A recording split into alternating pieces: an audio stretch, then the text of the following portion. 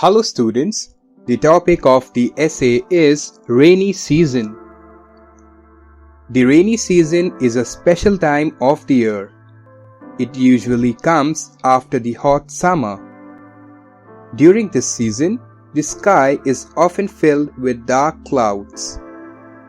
Rain falls from these clouds and waters the ground.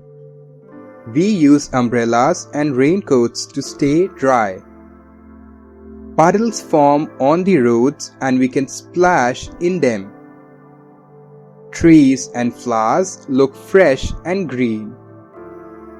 Birds and animals love the cool rain. Sometimes we hear thunder and see lightning. The rainy season helps plants grow and makes everything look beautiful. Don't forget to subscribe.